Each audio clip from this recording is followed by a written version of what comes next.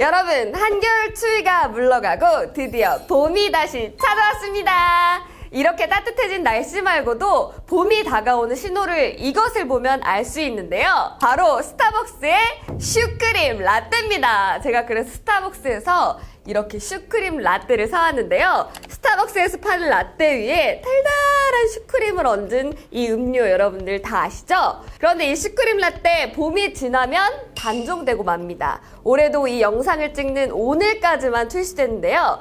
이때가 아니면 못 먹는다고 입소문이 나면서 19일 만에 150만 잔이나 팔렸어요. 이게 진짜 이렇게 보여도 가장 작은 사이즈를 기준으로 한 잔 가격이 6,000원이 넘거든요. 그러니까 이 음료 하나로 100억 원이나 벌어들인 셈인데요. 아니 많이 팔리면 사계절 내내 내놓아도 될 것을 스타벅스는 왜 이 슈크림 라떼를 한 시즌만 반짝 출시하고 마는 걸까요? 아이돈노우에서는 봄철만 되면 불티나게 팔리는 스타벅스의 슈크림 라떼에 대한 궁금증을 파헤쳐 보도록 하겠습니다. 일단 먹고 시작할게요.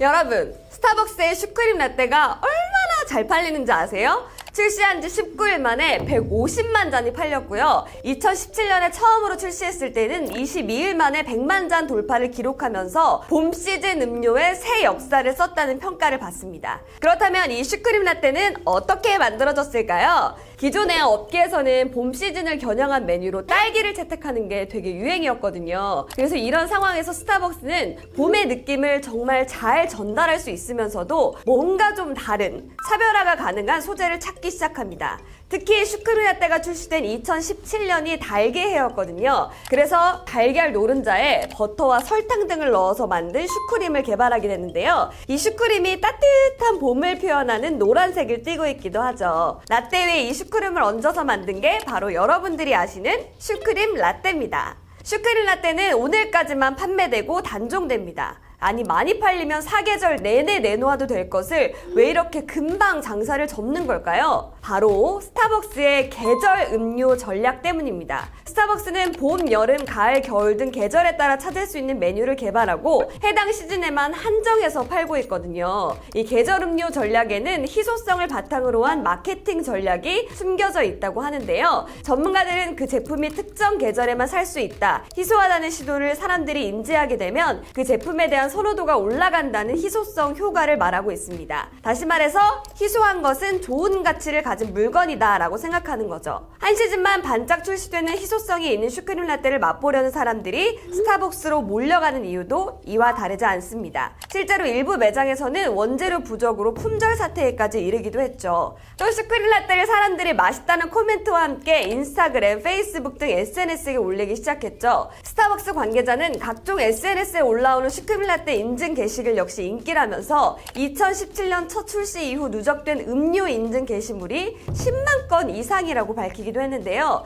이렇게 온라인상에서 주목을 받게 되니까 사람들에게는 유행에 뒤처지지 않을까 하고 제품을 따라 사게 되는 심리도 발동하게 됩니다. 이를 포모 증후군이라고 하는데요. 포모 증후군이란 자신만 흐름이나 기회를 놓치고 있는 것 같은 심각한 두려움을 나타내는 고립 공포감을 의미합니다. 그래서 매진 임박, 한정 판매 같이 공급량을 줄여서 소비자를 조급하게 만드는 마케팅 용어로도 쓰이고 있는데요. 스타벅스가 이 포모 증후군을 노려서 봄에만 나오는 형태로 물량을 자연스럽게 제약해서 제품의 희소성을 유도했다는 분석도 있습니다. 아니 아무리 한정판이라 그래도 슈크림 라떼 열풍은 스타벅스라기에 가능했는지도 모르겠습니다. 무엇보다 계절마다 한정판이라는 이름의 음료는 무수히 많이 나오지만 슈크림 라떼만큼 인기를 끌지는 못하고 있고요. 또 음료뿐만 아니라 스타벅스에서 내놓은 한정판 상품, 굿즈는 나오는 족족 수시간 내에 팔리며 엄청난 브랜드 파워를 자랑하죠.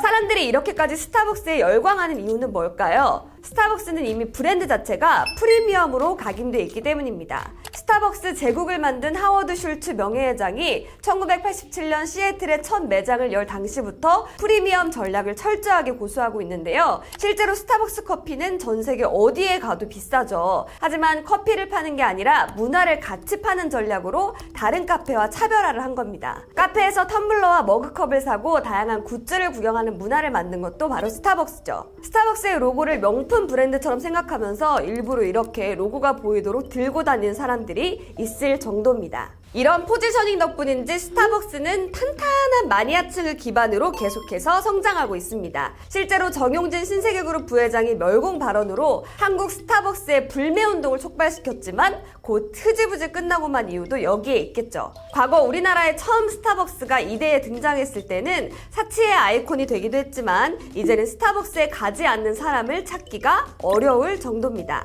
커피가 아니라 공간이나 문화를 팔고 한 잔에 담긴 심리를 파는 스타벅스의 자리가 아무래도 쉽게 무너질 것 같지 않아 보입니다. 지금까지 아이돈노우 이지우였습니다.